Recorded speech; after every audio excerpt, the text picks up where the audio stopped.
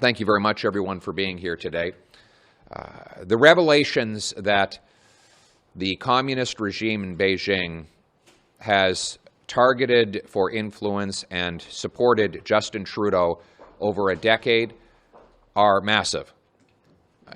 Even more massive are the continuing revelations that the regime interfered in 2 successful elections, and finally, that Justin Trudeau knew about all of this. He knew that the regime in Beijing was directing funds to the Trudeau Foundation. He knew that there were supporters of the regime who attended fundraisers at which he was present. He knew through briefing notes that he has received and that his office has been provided, showing the massive interference in both the 2019 and 2021 elections. And what did he do about it? One thing. He appointed a panel and had a report written by someone who is the former head of the Trudeau Foundation, a foundation which received $200,000 of money directed by the regime in Beijing. That's it. No foreign influence registry, no laws to protect the Canadian diaspora community, no laws to shut down the police stations run by foreign governments, no action against foreign interference, and no effort to inform the Canadian people that all of this was happening to our democracy. Justin Trudeau has done nothing but try to intimidate members of CSIS, try to attack the courageous whistleblowers in our intelligence services who've been attempting to speak out. They must, by the way, be very desperate to get the truth out because they are so concerned at Trudeau's failure to respond after years of him being aware of this foreign interference. They would not be bringing all of these details to public light if they were not very concerned about the Prime Minister's personal behavior on this file and his unwillingness to protect Canada's national interest and security. So Conservatives are announcing today we support an independent and public inquiry on the following conditions. One, it has to be independent. All parties in the Parliament must agree on who the commissioner is. We cannot have yet another Liberal crony named to head up this inquiry. Someone who's been a head of the Trudeau Foundation, for example, would not qualify as independent. Two, it has to be public. We can't simply bury it behind closed doors and have it in secret while Canadians are left in the dark, potentially with another election interfered in before the results of the commission come out. The results of the commission and the regular testimony must be public.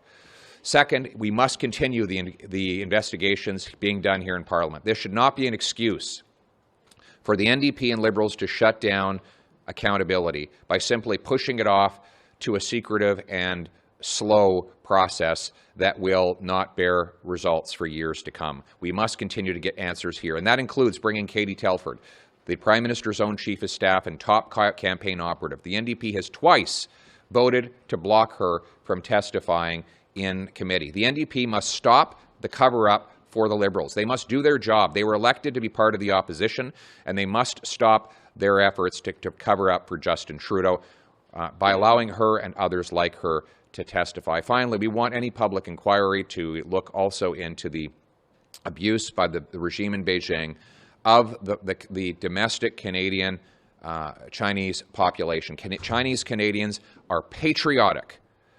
They are faithful to our country. They deserve our protection. It is absolutely unacceptable that they should be harassed or intimidated by foreign police stations or other techniques.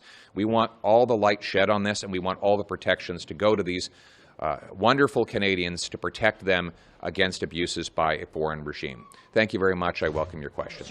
Mr. Rosenberg, on the party nomination process. Sorry? Should there be stricter rules on the party nomination process, since that was highlighted in the report yesterday and goes back to the allegations around Han Dong? Well, there are already strict rules on nomination processes. For example, it is illegal for anyone other than a Canadian citizen or permanent resident to make a material contribution to a nomination contestant. And that includes non-monetary in-kind donations like providing buses or other staff time or other paid work. Any of those things would already be illegal under the election law, and the question is whether our election law enforcement body is actually doing its job to enforce that. Mr. Rosenberg, yesterday in his report, he called for changes to the way the public process works in terms of alerting the public to interference. He says that threshold is too low. Do you think that's something that could be changed right away, in advance of any inquiry, in advance of the election? Sure. Canadians should be made aware if there is foreign interference. They should know immediately so that they can protect themselves against any form of manipulation or intimidation. As a leader of the party, I wonder, your party appeared to suffer from some of this in the last election. And so what changes are you suggesting internally for the party to make changes? And just to repeat my colleague Christian's question, you do accept the results of the 2021 election? Yes. And the question was what internal changes? Yeah, just what have you taken away from it as leader of the party about things that you guys might have to do differently or check against the next time to sort of make sure that this threshold doesn't get crossed? Well, we need to find a way to more quickly blow the whistle on these kinds of actions. In the last election, I'm told by those who were running our party's national campaign that they had anecdotal evidence that there was interference online. There were stories that were percolating from the ground about intimidation of local voters. But there was no ability to put their finger on exactly what was going on because this is something that we're not familiar with. So we need a quick, simple, direct process to alert the public and the system if a foreign government is actively interfering in an election or intimidating voters. But foreign interference is such a big consideration. Should this inquiry not be expanded beyond what China might be doing if foreign interference is such a big problem, or should it go beyond China? Well, right now, the information we have is about the communist dictatorship in Beijing.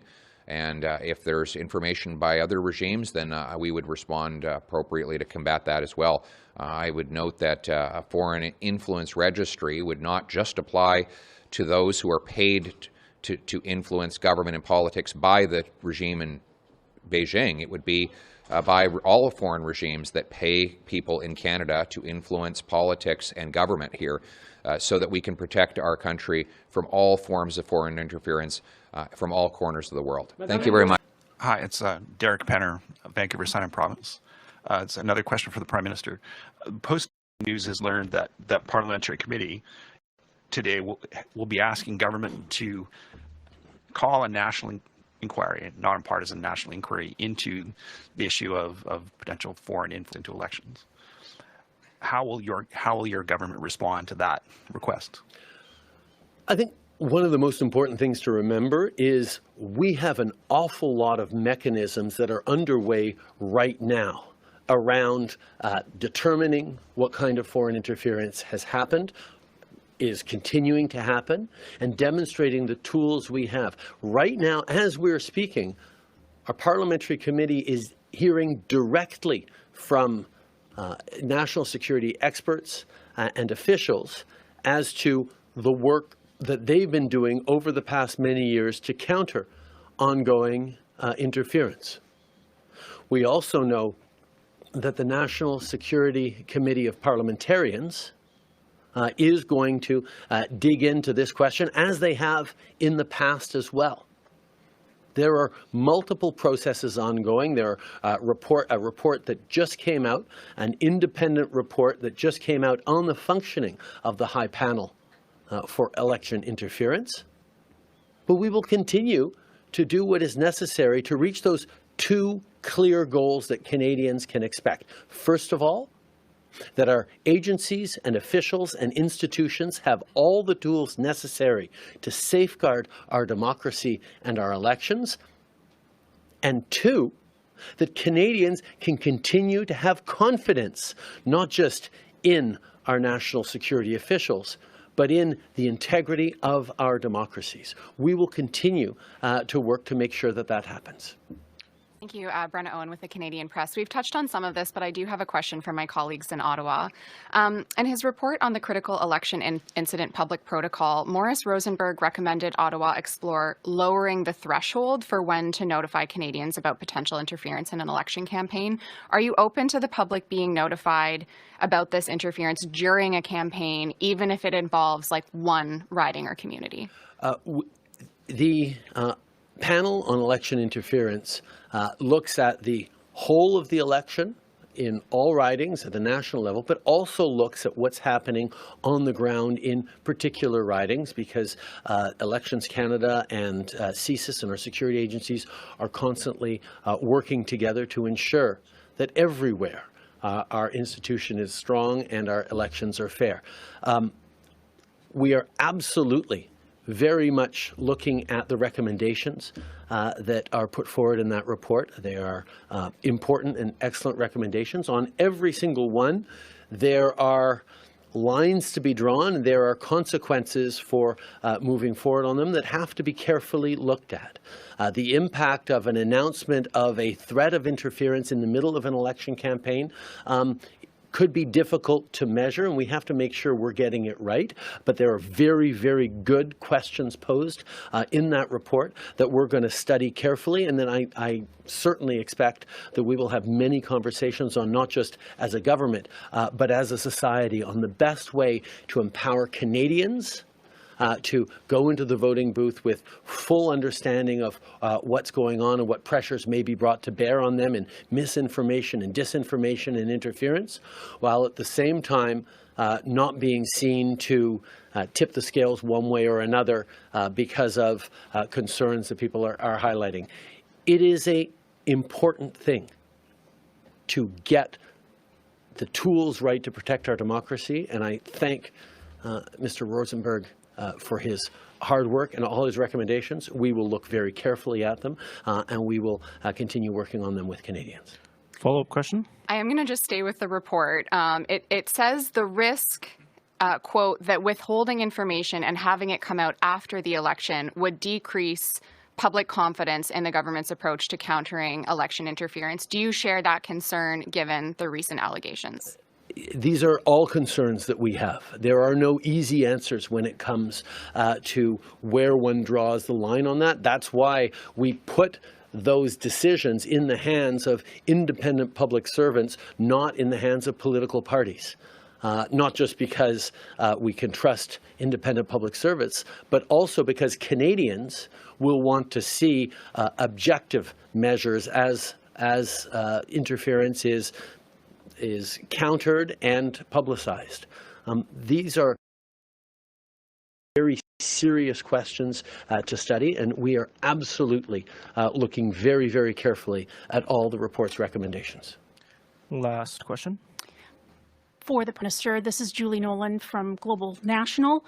When did you first learn of the CSIS allegations concerning Han Dong's alleged connection to China's election interference network? The national security agencies in this country have been dealing with foreign interference for a very, very long time. And as a government, we've been talking about the impacts of foreign interference on Canadians for many, many years, even as we're building up more and more tools for our institutions to defend ourselves, for our democracy to remain robust. And it's important to highlight that the greatest targets of foreign interference are diaspora communities themselves. The Chinese government goes after Chinese citizens and Chinese parliamentarians. The Iranian regime goes after the Iranian diaspora. Russian speakers are more exposed to Russian misinformation and disinformation online and on the web. Every step of the way, we have ensured and continue to ensure that populations that are particularly vulnerable to foreign interference by problematic state actors are properly supported and properly informed of the risks that they are being targeted. This is something that we will continue to do. Follow-up. Do you feel you should have been briefed about the allegations against Han Dong? As I said, as a government and as parliamentarians, we are constantly being engaged with by our security agencies around how to keep safe from foreign interference, how to make sure that we're able to stand and speak for our communities as members of Parliament without having to be impacted by state actors from other countries, like China and others, who are specifically targeting Chinese Canadian communities or Iranian Canadian communities or others. This is one of those things that this government has taken more steps on than any previous government, and we will continue to take this issue extremely seriously. It's not a question of partisanship or partisan gain, as we are seeing somewhere in some of the comments out there. This is about all of us standing together for the integrity of our democracies, of our institutions, because that's what Canadians can and must expect from their governments. This concludes our press conference.